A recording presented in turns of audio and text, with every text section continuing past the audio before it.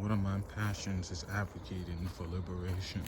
In this case, I fear and I'm resentful that it wasn't actualized that unflowered, disflowered the world, because the world had to emerge from the autopoetization of speciation, speaking from at the very root of the phylogenetic tree.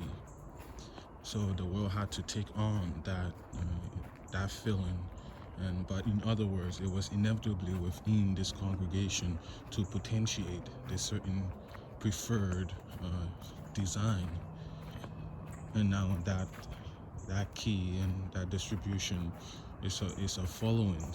It's of the same things that are constantly spoken of over here and around here. Well, in one way, it's difficult to see how others are not to reach a very similar conclusion. And it's already of the knowing that the history reveals insights as such, inventions, lines of discipline, recipes, and musical ideas. I mean, because the thing that is being grasped is not individualistic. It's culture bind, is maybe genetically predisposed to, but a larger portal into universalism is a general and it's a communal activity. Everyone, all, they all have access into this realm of thinking. And so then reaching conclusions in tandem is very likely. I was also now hesitant to, knowing for one, perhaps it should be restated, reformulated as such. Perhaps for one, everyone, in some sense, have this acknowledgement that there is more from what it is, and the feeling and the texture and the resonation and the emotional impact that the epiphany is responsible for. All these effects. With all these effects, the conclusion is not drawn because the interpretation is different. Because it's steered towards a different direction. But however the case, the portal into universalism is universal. It exists for everyone. Everyone has access into it to think about and talk about these things. And it's very likely that others are thinking about and talking about these things. And as the time goes on, it will become indisputable how evident and how truthful it is, and how it's chicanery. Man has been played, he's been brought down a certain line, and from that premise, from that motivative premise, he will take action. You know what these things are and what we talk about them. Another direction will be shown in the way society falls into secularism, still thinking on the globe now to rather encapsulate and perimeterize the thought with the constraint of the globe. Like thinking about it, in the likelihood is synonymous with a field. It can be thought of as fields, as particles on fields, and his interaction and his internalizations can be, because they are calculable, they are deterministic. And there's high probability and low probability for certain choices, for certain decisions, and so forth. The world as a plane, it can be described as that. There's a similarity between it. So reaching conclusions that are across the line from one to another, having similar thoughts about the world, all these, and the decision that an individual makes, all these things are occupied in this present space. And because we're trying to circumvent something, we're trying to upstage. And I mean this in upstage as stage transition to more equilibrated states, or we can often call them state transitions. But however the case, that's the impetus. That's the impetus behind this. Inspiring, pedagogical, meandering monologue or self-dialectic with the hope that the recipient is recreating the thought to this specification and evaluating it from that basis. The goal is to capture something here. The goal is to capture something in our time. We're given a certain amount of time. You're allotted a certain portion of the world, and it's for one to do whatever the desire with this, but there are just certain things that are part of your considerations, and there are certain things that should not be a part of it, given that premise that we're provided with an opportunity here.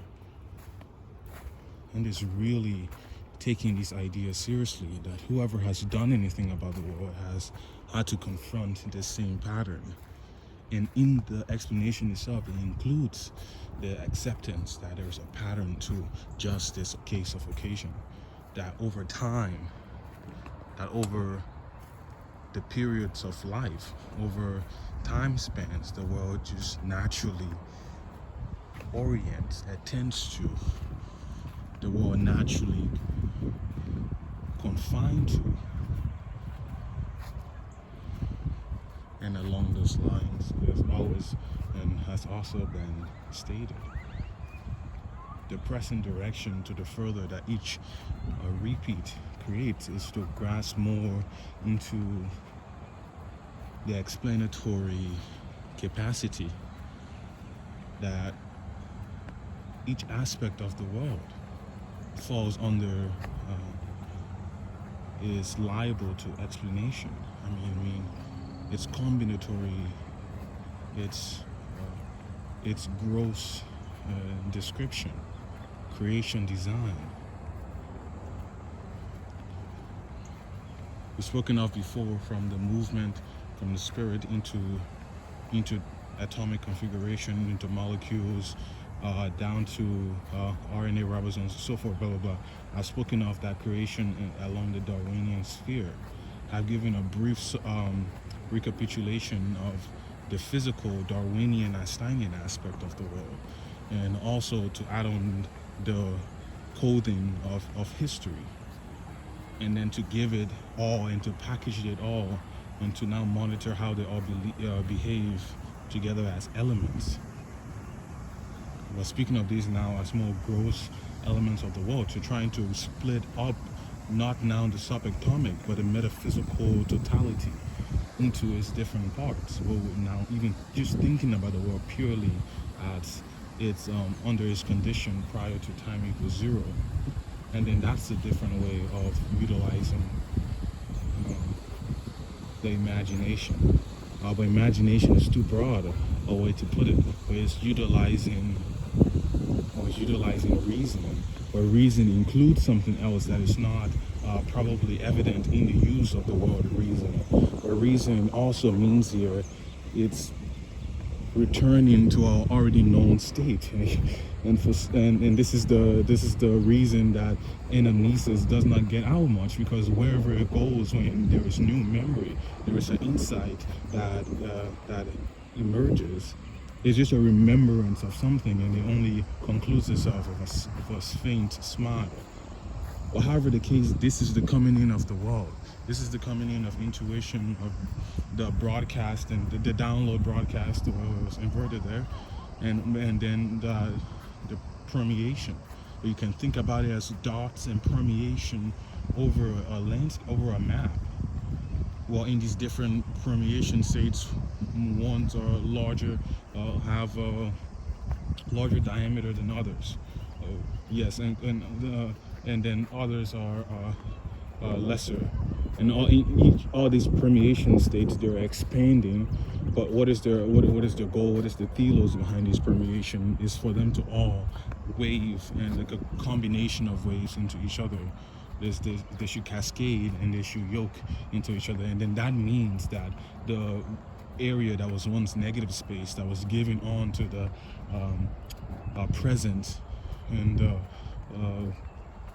yes, the felt presence of this occupied space with the potential for low conscious activity. So there is that low conscious portion of the world, and the permeation and expansion is the grafting on of the spirit of truth, re-emergence into history over the change agents that it has converted. But in this way, this conversion is a remembrance that we are from context, and that is the missing link, I believe, in the deliverance of the spirit out of the monkey nature ascension into angelic physiology that his prophets foresee. But however the case, technically this has to be true, of course, because man is in being, and being is becoming, and man is becoming into a state of less contradiction. However the case, context is that trajecting force that pushes man upwards and outwards and towards and to, from bottom into up, from direction to destination, for origin to destination, however, meaning that's the more general configuration. Yes, and then that movement into from wherever the void is that the spirit will occupy once it's delivered. But context is that trajecting force, and context only means that we're picturing the world from where we came from. It's because man was never a bystander to the creation of the world up to this present moment. If you can imagine yourself as an entity, perform this modification on your perception, but imagine yourself as an eternal entity, or at least an entity that's been present to the happenings of man from daily, yearly, annually, century after century, so forth and so on, since man became present, and watch how these steps and events have given him what he has now. You will understand many things about man that the average individual does not understand, or the best of them that do not understand. Why certain technologies came to be what they became to be, what they are. Why certain nations have certain advantage in warfare over others. Well, the first two can be related there. Why certain arts and musical styles and dance moves came into being. Who is really responsible for X and Y? You will be this voice of the logo disclosed, because the disclosure of the world, at least in a resemblance, in a remixture of the present history, it still allows the truth to follow, to flow, to penetrate, meaning that we can still understand the world, at least not to the detail of our hypothetical eternally preserving entity. But however the case, we do have a figure of this. So when you imagine pushing back from context, you can feel the backwards force of man into the future, and his rocketry into it. So that he is like the arrow, because the thing, his fuel depletes, and that's another input of the world into his programming. That is a different case if man, of course, were to live forever, or he had the ability to see into the future. The reality is designed not to be dull for the entity. It's right to its specification. It's enticing enough, meaning that it's from the individual, whatever the individual desires. Instead of it being top-down creation, it's created bottom-up towards the locational energy source. It's towards that translocational energy source. But instead of it being created to a specification, it's made from the inside out. And because it's made from the inside out, it's made with more connectivity. Of course, there are bridges that are burned from the past that we just do not understand. And these also are placed in there like the Tao does, to have a skip and a zig and a zag. And it really, and then it creates the mystery and guesswork about itself. You can tell who designed this thing that I'm describing with these adjectives also as the same thing that designs the same mindset that designs other aspects of the more physical present world. If you think of the best amongst the more elusive, I'm speaking now, it's more, you can find the principle displayed in the body of a human, or in the elusiveness of nature present, nature present. You can see it in the elusiveness of it. It's because the world duplicates itself in different areas. It's multifaceted, and it's also is singularly designed. Because it's singularly designed, you can find different aspects of it in different places that you normally wouldn't relate, because also it has these almost firewalls in there, so that the contemplator does not just immediately grasp the thing. So it creates the natural difficulty that man errors and he jumps to conclusion. He does not see clearly immediately. All these are programmed into this subject under conception, concentration, under decipherment, under re-engineering, or hopeful re-engineering. And why hopeful? Being not a very operative word, but it's hopeful re-engineering, meaning that it's trying to apply the fact that the world is going in there with a leap of faith, of course, that the hope that these things are true, to preserve the sterility of not attributing aspects of the world that are not present, and however the case. But the push from the back, the context of understanding the world as we move from bottom up into the creation of the present state, how we have it, and that is recapturing the world into mentality. That is trying to hold something.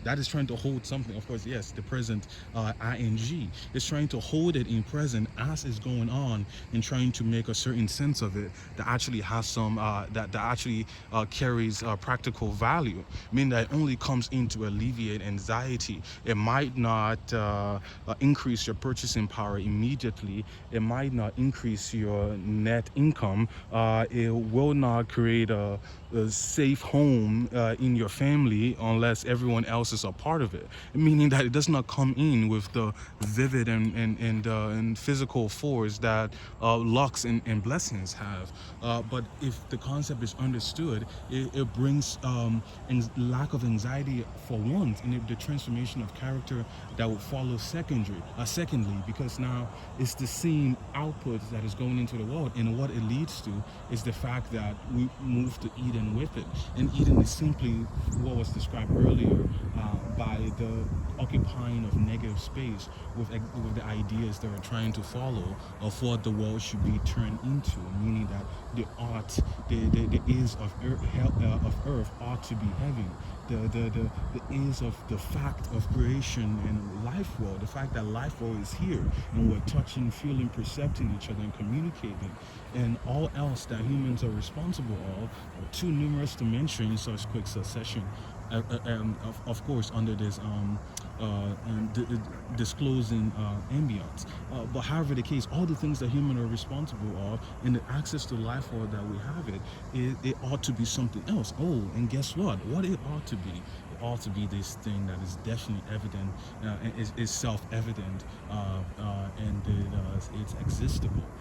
Men should be self-sufficient.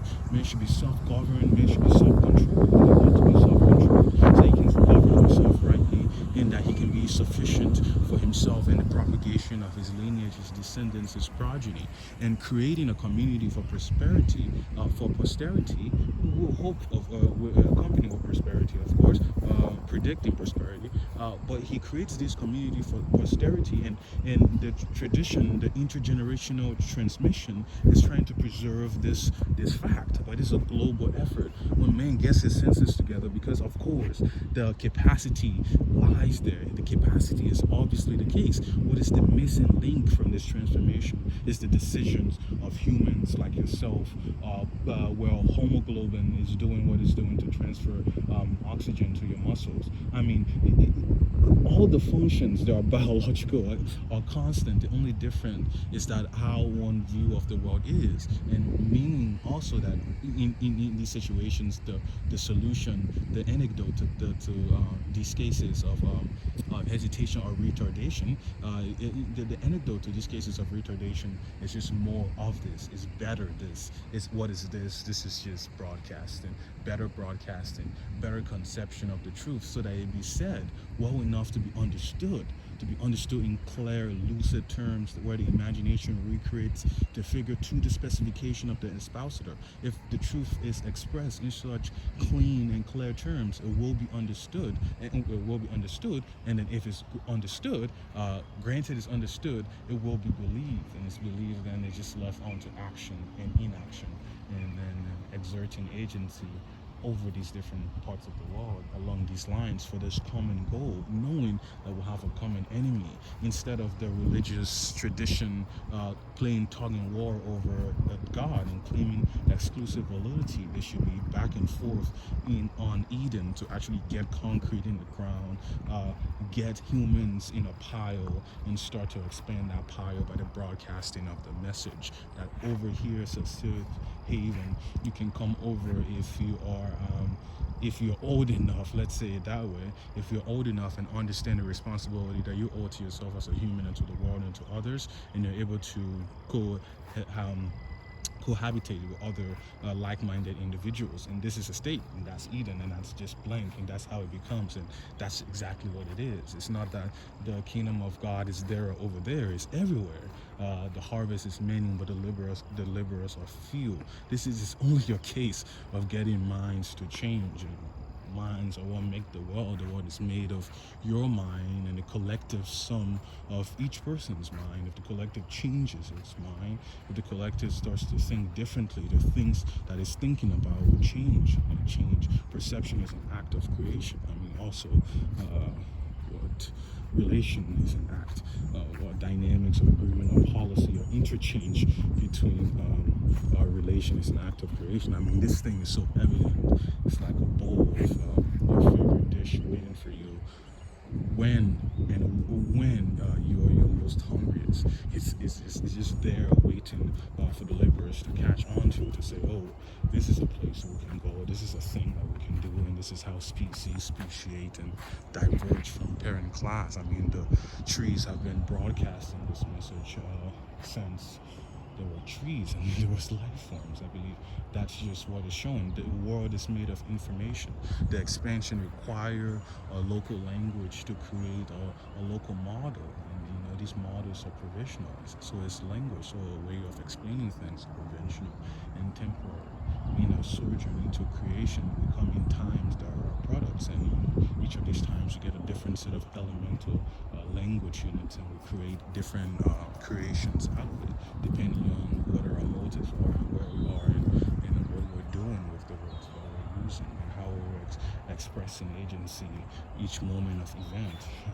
We're trying to get this metronomically synced into the idea on Z's, to keep on that Z axis as the authentically actualized individual, and then all hopefully you exemplify these things. But it obviously does not sell as much until it gets a label and it becomes standardized and become organized and mobilized. So that's what the community is about.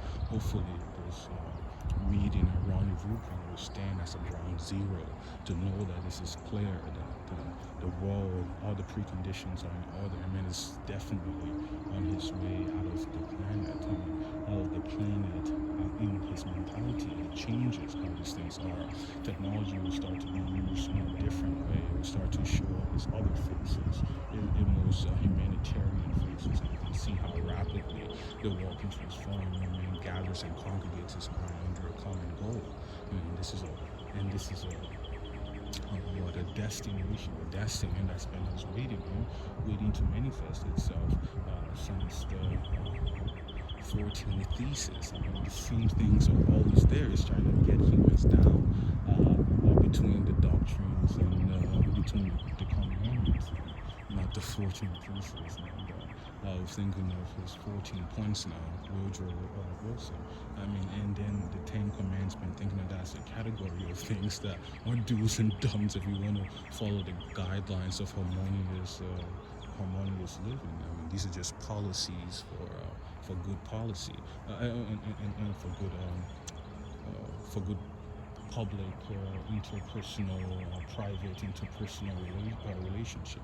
And this is just basic meeting the waiter and speaking to the Uber driver. We're just speaking of the basic level relating to the world, and of course graduating from that elementary rudimentary way of thinking about things to a more sophisticated style that's acceptable as quote unquote cooler, but it only just becomes that you're trying to meld with the world and not harm or hurt people, and don't take these things, don't complain or condemn them and such, and only say things to them that are true, kind, and necessary. Dealing with that, that's just a pocket-sized way of summary and using this in elevator pitches just to get the message across in this potent combination, hoping that it resonates with the recipient as the hypothetical interlocutor on the other side of the acoustical presence it has created.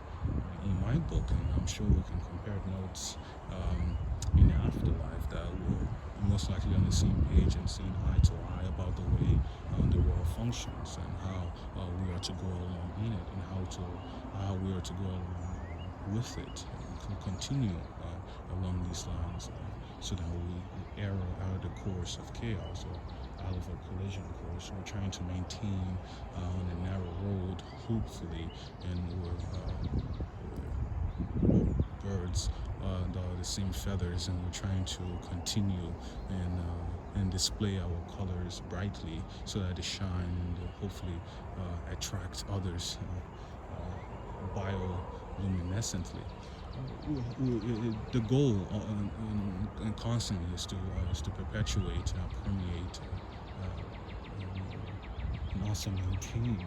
Cannot leave out the abbreviated M out of the equation, but to constantly maintain and constantly be on your toes about these matters. That the scene is like a predatory lion that crashes at your door. But I'm speaking more now techniques of nature, that deception and mimicry, that comes in as a trickster. It's clever, and it's all these things. But of course, in the microscopic point, where the battle truly becomes an arms race, is that you are seeing clearly the moves of your opponent, but what you grasp is not anti-existence, or you grasp the totality of existence. You want to continue in the world, and you want to maintain the health of all the loved ones that are around you. So, this is just the goal, and this is how it happens, and this is why there's the predisposition of the universal bet or bid on our investment into the good. The good always prevails in this match. It creates a head start for its adversary, and eventually it catches and overcomes them, because that is truly only the ball game here. Anything else was invited to play along, and it's not truly a part of the bloodline. Truly, these things will meet their decay and decomposition, as well as we are beginning to segregate and isolate ourselves from lies and illusion. Requires a bit of the truth. Viruses and parasitic mimetics ideologies, or obligate parasitic agents. They're viruses that require a host to propagate and reproduce. Memes now are a treasure. That is the pinnacle of evolution. So that's what memes are. That's where evolution is taking place.